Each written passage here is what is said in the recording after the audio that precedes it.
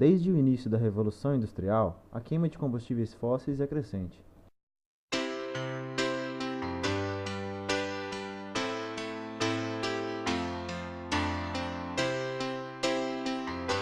O principal responsável pela retenção do calor na atmosfera é o CO2, originado principalmente da queima de combustíveis fósseis. Isso vem causando um aumento na temperatura média dos oceanos e do ar próximo à superfície terrestre, o chamado aquecimento global. Com isso, alguns fenômenos climáticos extremos se tornarão mais frequentes ou mais intensos, como furacões, enchentes, secas e ressacas. Uma das maneiras de tentar mitigar esses efeitos é o uso de fontes de energia renováveis na geração de energia elétrica, que não emitem ou pelo menos diminuem a emissão de gases causadores do aquecimento global.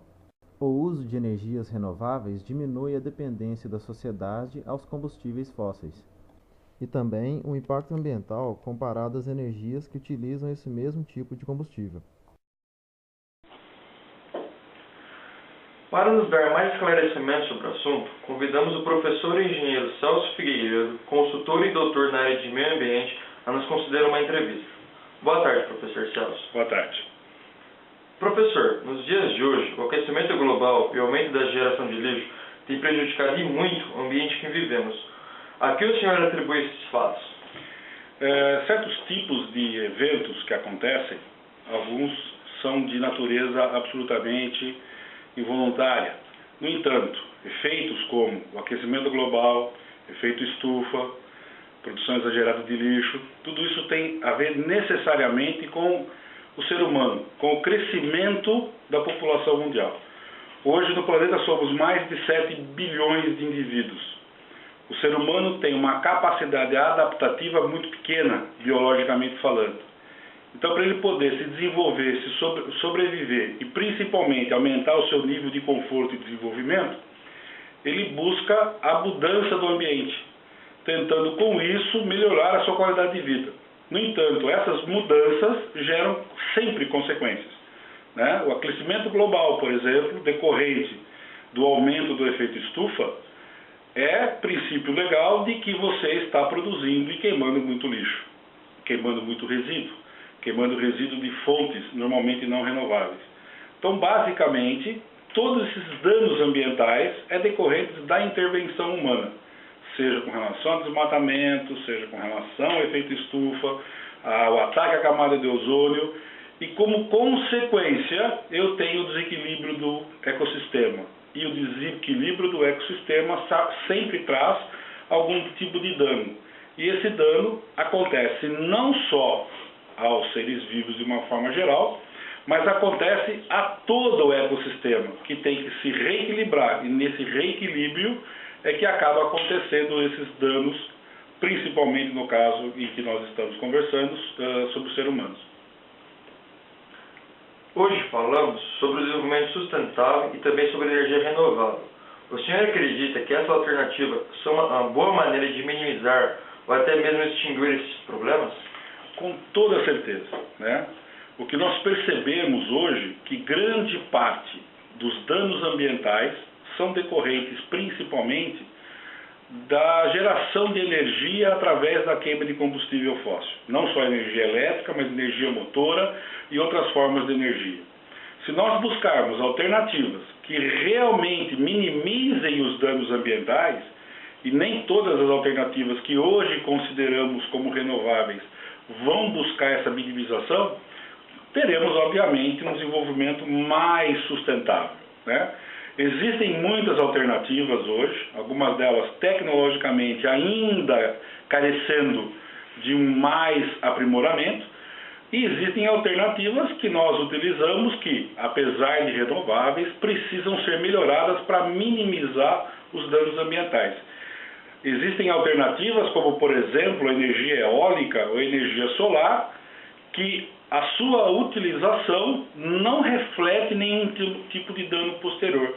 Mas existem alternativas como, por exemplo, a biomassa, né, a queima da biomassa, a queima de combustíveis não fósseis, né, combustíveis biodegradáveis, né, como o biodiesel, né, de uma forma geral, ou até a produção de gases através da biomassa, que são alternativas melhores do que a geração de energia através da queima de combustível.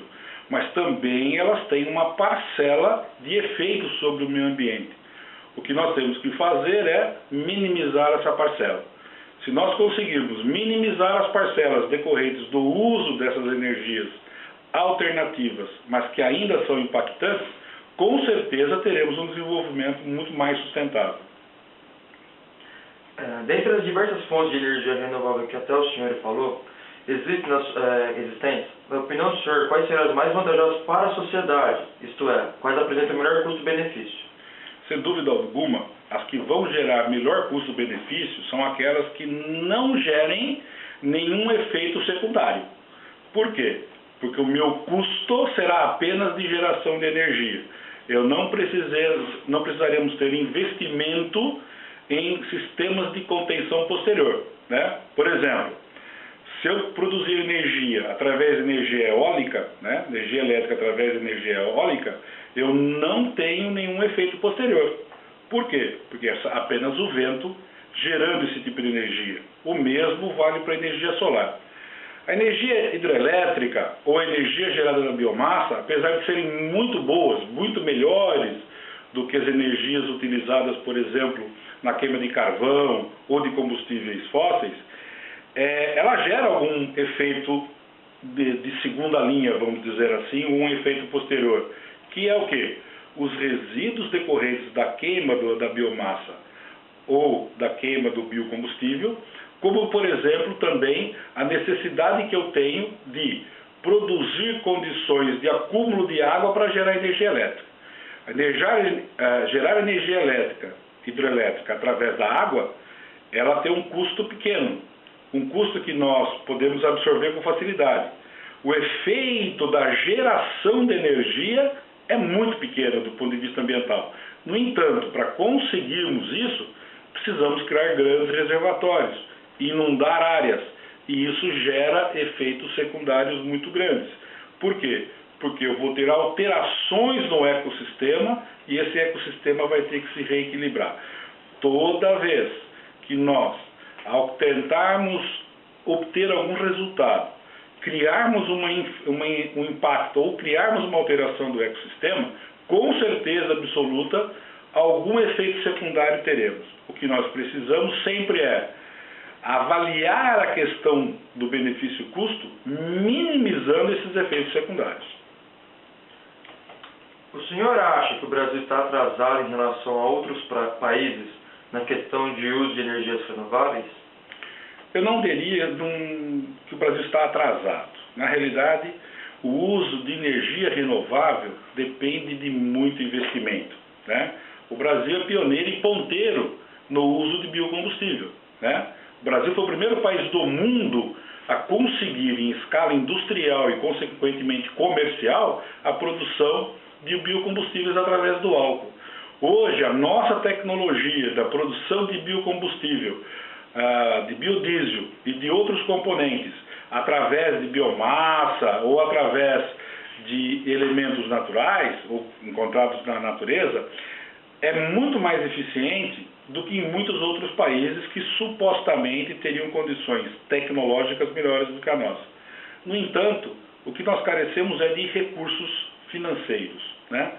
Por quê? Porque todos esses mecanismos de obtenção de energia dependem de investimento, dependem de buscar as alternativas tecnológicas.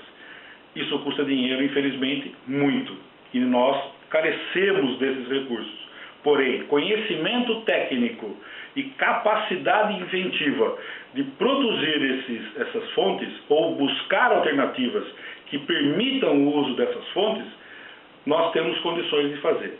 A única questão que fica é até que ponto outras formas de energia não renováveis também precisariam ser pesquisadas, aprimoradas, para que possamos, em casos alternativos, serem utilizadas. Nem sempre apenas a forma renovável de energia, como energia eólica, como energia da biomassa, como energia hidrelétrica, como energia solar, pode ser a única alternativa. outras alternativas têm que ser observadas. E principalmente, sempre buscando o quê?